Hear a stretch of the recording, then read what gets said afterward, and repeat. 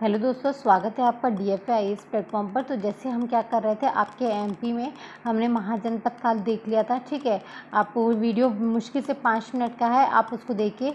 Next हम मध्य प्रदेश में क्या पढ़ेंगे, जो प्राचीन काल के ठीक है प्रमुख राजवंश है उनके बारे में हम फटाफट अध्ययन करेंगे। ठीक है, तो नेक्स्ट स्लाइड है आपकी मध्य प्रदेश के प्राचीन कालीन वंश। तो सबसे पहले अब आपको पता है, मैंने आपको बताया था महाजनपदों में आपका जो लास्ट जनपद जो बचा था वो मगध। ठीक है, ये सबसे शक्तिशाली जनपद था आपका, और इसी जनपद से फिर क्या हुआ, यहाँ पर नंद वंश की स्थापना हुई। ठीक है, नंद वंश में जो महापद्मानंद थे वो क्या थे, बहुत ही पराक्रमी राजा थे। ठीक है, इसने क्या किया था, चेदी को आपके मगध में मिलाया था। ठीक है, आप इस स्लाइड में देख सकते हैं। देखिए, ये आपका जो पूरा ये वाला क्षेत्र है। ठीक है, और मगध कहाँ का हिस्सा है, तो बिहार वाले साइड के इलाके का हिस्सा है। तो ये चेदी इस वाला साइड भी आपका क्या हो गया, पूरा आपका मगध में मिल गया। तो MP में भी क्या हो गया, नंद वंश का प्रभाव पड़ने लगा। और नंद वंश के सिक्के कहाँ से मिलते हैं, तो आपके बड़वानी से क्या मिलता है, नंद वंश की मुद्राएं मिलती हैं। तो आपको नंद वंश में सिर्फ इतना ही लर्न करना है। नेक्स्ट वंश है आपका कौन सा, मौर्य वंश।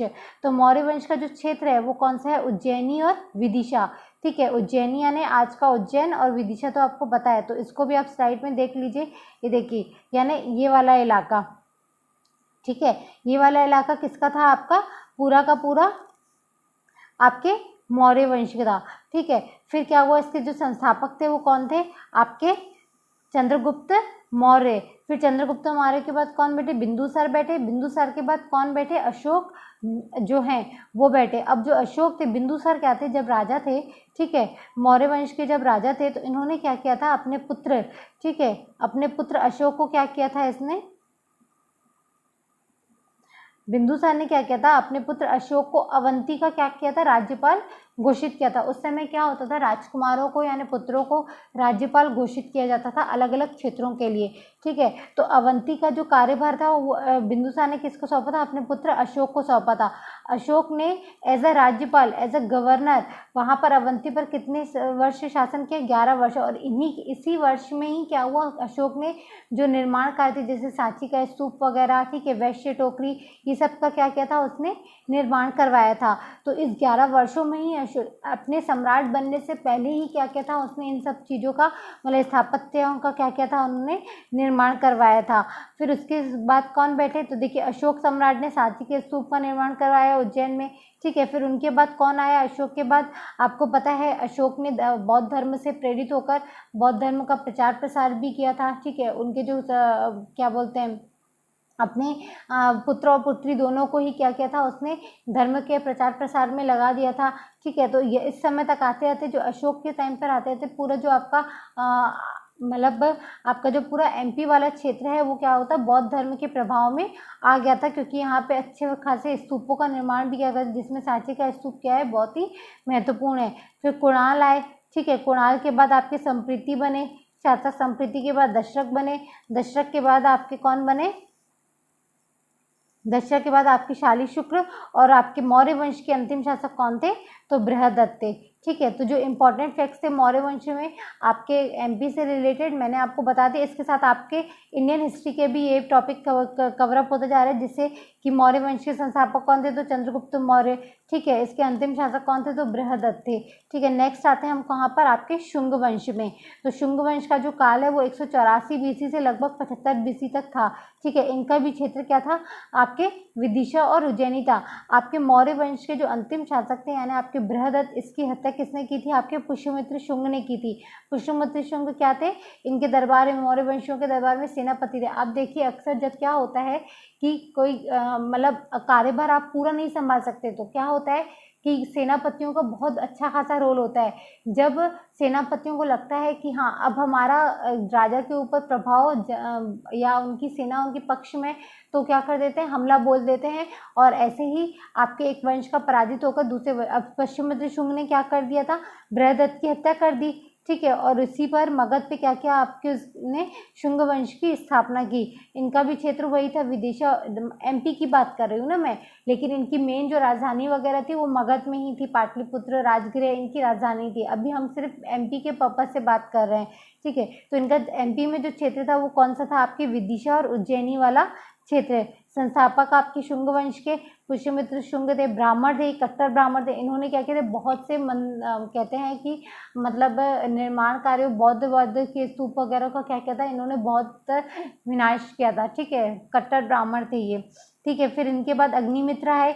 अब अग्निमित्र से ये क्या करते थे, एक मालविका नामक लड़की से प्रेम करते थे।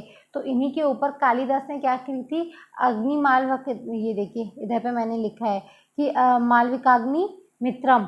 ठीक है, मालविकाग्नि मित्रम नाम से क्या लिखा था उन्होंने, एक नाटक की रचना की थी। किसने, कालिदास ने। तो कालिदास का नाटक है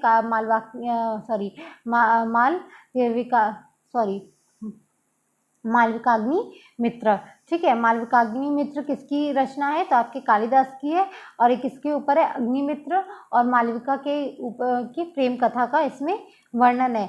तो अग्निमित्र की राजधानी क्या थी, विदिशा वाला क्षेत्र थी। ठीक है, फिर आए कौन, वसु आपके कौन से बैठे, इनके बाद अग्निमित्र के बाद वसु ज्येष्ठ बैठे, वसु ज्येष्ठ के बाद ऐसे वसुमित्र बैठे।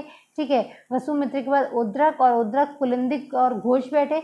और ऐसे करते करते बहुत सारे शासक शुंग वंश के बैठे, और अंतिम जो शासक थे वो कौन थे, आपके देवभूति थे।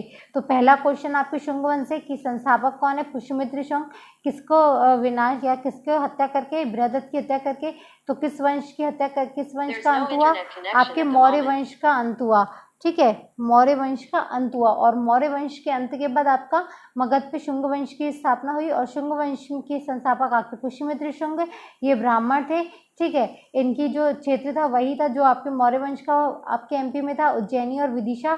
ठीक है, नेक्स्ट आपके जो पुष्यमित्र के पुत्र थे अग्निमित्र, इनकी राजधानी विदिशा थी। इनके ऊपर कालिदास ने इनकी प्रेमिका और इनके ऊपर यानी मालविकाग्निमित्रम क्या रखी है, एक नाटक की रचना की है। फिर इनके बाद बहुत सारे शासक बैठे, और अंतिम शासक कौन थे, आपके देवभूति। ठीक है, मूलतः क्या थे, अभी देखिए इनके बारे में कुछ इंपॉर्टेंट फैक्ट्स है, ये देख लीजिए। तो ये मूलतः क्या थे, आपके उज्जैन से थे। ठीक है, अग्निमित्र ने विदर्भ के यज्ञ से इनको क्या किया था, हराया था। ठीक है, भागभद्र के दरबार में यूनानी राजदूत हेलियोडोरस, भागभद्र के दरबार में आपके कौन से थे, भागभद्र के दरबार में, भागभद्र भी क्या था, आपके शुंग वंश का एक शासक था। ठीक है, तो इनके दरबार में कौन था, हेलियोडोरस आया था। ठीक है, एक यूनानी राजदूत हेलियोडोरस आया था। इसने क्या किया था, विदिशा में, ठीक है, आज जिसको बेस नगर कहा जाता है, वहाँ पर एक गरुड़ स्तंभ की स्थापना की थी, जो आपके वैष्णव धर्म से संबंधित है। याद रखिएगा, ये जो गरुड़ स्तंभ है किससे संबंधित है, वैष्णव धर्म या भागवत धर्म से संबंधित है। और किसकी रचना किसने की थी, हेलियोडोरस, जो एक यूनानी राजदूत था। और ये जो आपका गरुड़ स्तंभ था, जिसको खाम बाबा भी कहा जाता है, किसमें था, ये आपकी ब्राह्मी लिपि में आपका उत्कीर्ण करवाया गया था। तो ये इंपॉर्टेंट फैक्ट्स है कि ऐसा पूछ सकता है कि गरुड़ स्तंभ किसके काल में आपका उत्कीर्ण करवाया गया था, तो शुंग वंश के काल में, जब भागभद्र के दरबार में आपका किसने करवाया था, हेलियोडोरस ने करवाया था। कौन था, एक यूनानी राजदूत था। और ये किससे संबंधित है, आपके वैष्णव धर्म से या भागवत धर्म से संबंधित है। ठीक है, तो ये हुआ आपके शुंग वंश से इंपॉर्टेंट जितने भी आपके पॉइंट्स है। नेक्स्ट आपका कौन सा है, ये याद रखिएगा कि इसी समय में शुंग वंश में क्या हुआ था, आपके भरूच यानी सतना के आसपास, ठीक है, सतना में भरूच स्तूप है, उसका भी निर्माण करवाया गया था। तो ये आपका पूरा शुंग वंश से रिलेटेड, एमपी में शुंग वंश के जब प्रभाव था उससे रिलेटेड जितने भी आपके इंपॉर्टेंट फैक्ट्स थे वो कवर अप हो गए, इससे ज़्यादा आपका फैक्ट्स नहीं आएंगे। नेक्स्ट है आपका कौन सा, सातवाहन वंश। तो आपको पता होना चाहिए जो सातवाहन वंश था, जो 50 से 350 BC से आपके 300 ईस्वी या एडी तक चला था। ये जो सातवाहन वंश था आपका, ये दक्षिण में मूलतः क्या था, इनका निवास था। इनका जो निवास या इनका जो शासन का जो इनका क्षेत्र था वो कौन सा था, आपका महाराष्ट्र वाला क्षेत्र।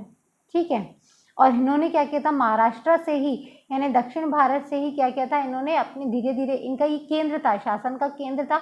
और बाकी इन्होंने अपने जो शासन है इनको किसी के थ्रू आगे फैलाते गए।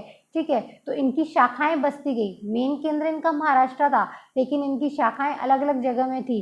तो वैसे ही आपकी जो सातवाहन वंश था, इसके जो एमपी में जो प्रभाव मिलते हैं, ठीक है, एमपी में इनके प्रभाव का जो है वो बेसिकली क्या होंगे, मौर्य वगैरह होंगी, या उनके स्तंभ वगैरह शिलालेख मिलेंगे।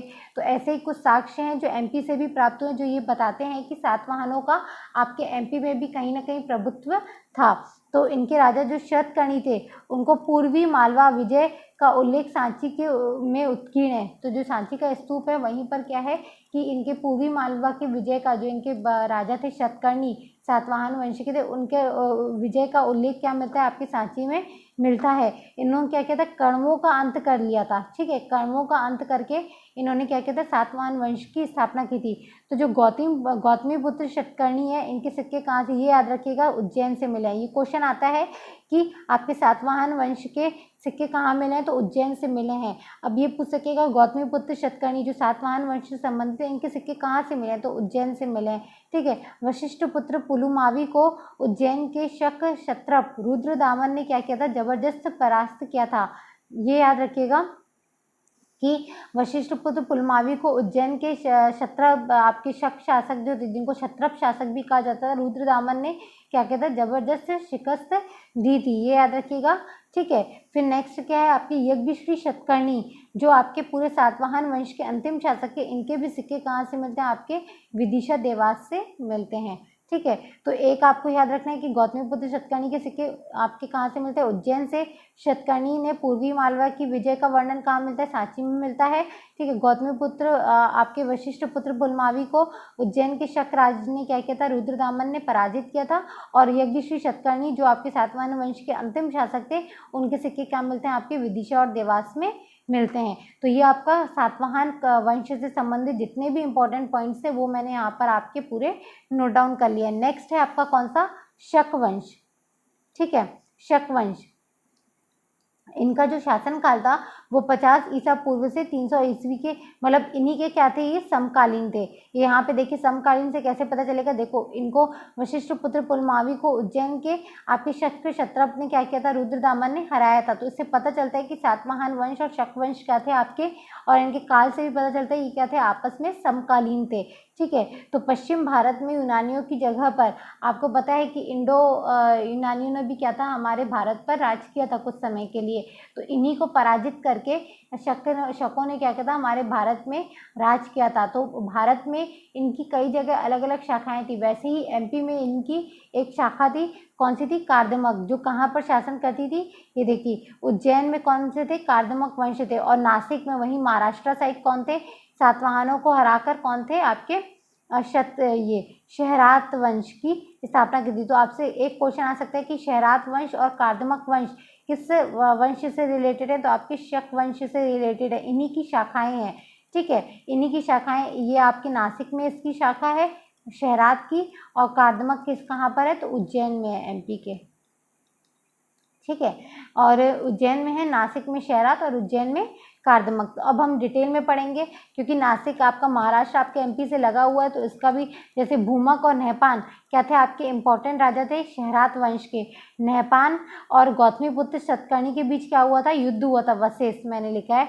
ठीक है, नहपान और गौतमीपुत्र शतकर्णी के बीच एक युद्ध हुआ था, जिसमें गौतमीपुत्र यानी सातवाहन वंशी गौतमीपुत्र शतकर्णी की क्या हुई थी, विजय हुई थी, और आपके नहपान की क्या हुई थी, आपके पराजय हुई थी। और शिवपुरी में नहपान के क्या मिलते हैं, आपके सिक्के मिलते हैं। तो इससे पता चलता है कि नासिक के शहरात वंश का प्रभाव कहाँ पर दिखता है, आपके एमपी तक भी दिखता है। क्योंकि शिवपुरी क्या है आपके, देखिए यहाँ आपका, अगर मैं एमपी बनाऊं ऐसे ऐसे, ठीक है, ये अगर है तो यहाँ पर आपका शिवपुरी है। तो सोचिए, देखिए यहाँ पर, यहाँ तक आपका क्या है, पूरा वंश का प्रभाव चल रहा है, शहरात वंश का प्रभाव चल रहा है। ठीक है, तो नासिक के शहरात वंश का भी क्या था, आपके एमपी में प्रभाव दिखता है।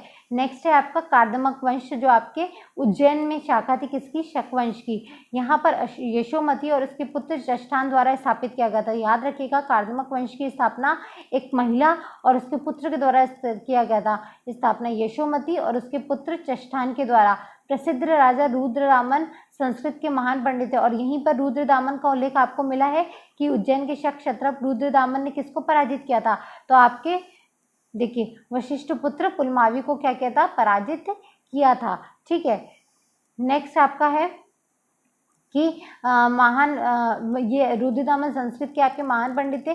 सर्वप्रथम तिथि युक्त सिक्के, ये बहुत ही इंपॉर्टेंट पॉइंट है, इसको याद रखिएगा कि सर्वप्रथम तिथि युक्त सिक्के, ठीक है, मध्य प्रदेश में सर्वप्रथम तिथि युक्त सिक्के कहाँ के मिलते हैं, आपने कार्दमक वंश ने ही क्या कहते चलवाए थे। तो को बहुत इंपॉर्टेंट है कि प्रथम आपके जो डेट वाइज सिक्के थे, ठीक है, जैसे आज भी आपके सिक्कों में देखना डेट लिखी रहती है, कौन से ईयर में कौन सा आपका कौन सा कॉइन क्या है बना है, ठीक है। तो उस समय भी तिथि युक्त सिक्के क्या थे, आपके डेट वाइज जो सिक्के थे, सबसे पहले एमपी में किसने चलवाए थे, तो आपके कार्दमक वंश, और कार्दमक वंश क्या है, शक वंशों ने चलवाए थे, ठीक है। रुद्र सिंह तृतीय आपके सिर्फ और सिर्फ कार्दमक वंश की ही नहीं, कार्दमक वंश की शक वंश की जो कार्दमक वंश शाखा है उसके ही नहीं, पूरे के पूरे शक वंश के क्या थे, अंतिम शासक थे। तो ये याद रखिएगा कि रुद्र सिंह तृतीय क्या थे, आपके पूरे शक वंश के क्या थे, आपके अंतिम शासक थे। और फिर बाद में क्या हुआ, शक वंश को गुप्तों में क्या कर दिया गया, गुप्त ने इनको हराकर और यहाँ पर क्या किया, गुप्त वंश की स्थापना की, और ये अंततः शक वंश क्या हो गया, आपके गुप्तों में विलय हो गए। तो इतने आपके आज के पार्ट 1 में आपके मैंने इतने वंश आपको क्लियर करवाए हैं, होप आपको पसंद आया हो, ठीक है। लेक्चर फिर से हम नंद वंश आपका मैंने क्लियर करवा दिया है, ठीक है, मैंने आपका नंद वंश क्लियर करवा दिया, मौर्य वंश क्लियर करवा दिया, शुंग वंश क्लियर करवा दिया। फिर हमने देखा आपका 5 वंश देखे, जिसमें फिर आपका 4th नंबर पर हमने सातवाहन वंश देखा, फिर शक वंश देखा, ठीक है। तो ये आपके बहुत ही इंपॉर्टेंट वंश है, आप मेरे साथ ही साथ साथ पढ़ते चलिए, आपका रिवाइज होता चला जाएगा, ठीक है। इसके बाद हम आगे के जो गुप्त वंश से स्टार्ट करेंगे। अगर आपको ये लेक्चर पसंद आया तो प्लीज़ इसे लाइक शेयर और हमारे चैनल को सब्सक्राइब करना मत भूलिएगा। धन्यवाद दोस्तों।